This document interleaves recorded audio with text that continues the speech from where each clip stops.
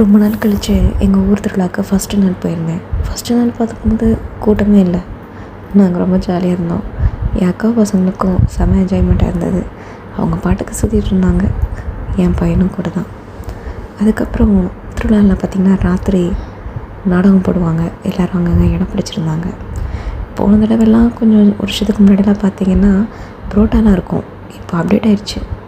அப்படியே ஊர் திருவிழாவை சுற்றி பார்த்துட்டு ரொம்ப நாள் கழித்து வரோம் இல்லையா ஊருக்கு, அது ஒரு தனி சந்தோஷம்தான்.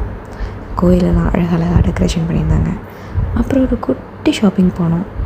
அதுவும் அங்கே தான் கிளிப்பு, நெய் பாலிஷ்னு நிறையா வச்சுருந்தாங்க. நம்ம மாலெல்லாம் பிராண்டடாக பார்த்துட்டு அன்பிராண்டடாக இருக்கா இல்லைன்னு எதுவும் பார்க்காம வாங்குறது ஒரு சந்தோஷம்தான். அப்புறம் இந்த மாதிரி அட்மாஸ்பியரை ரொம்ப வருஷம் கழித்து போகும்போது அது ஒரு தனி சுகம் தானே. ஸோ தேர் எல்லாத்தையும் பார்த்துட்டு நானும் என் அக்காவும் ஒரு கடலை பொரியை வாங்கி சாப்பிட்டுட்டு ஊர் கதையை பேசிக்கிட்டு வந்தோம். இதுதான் எங்கள் கோயில், மலையரியம்மன் மகமாயி.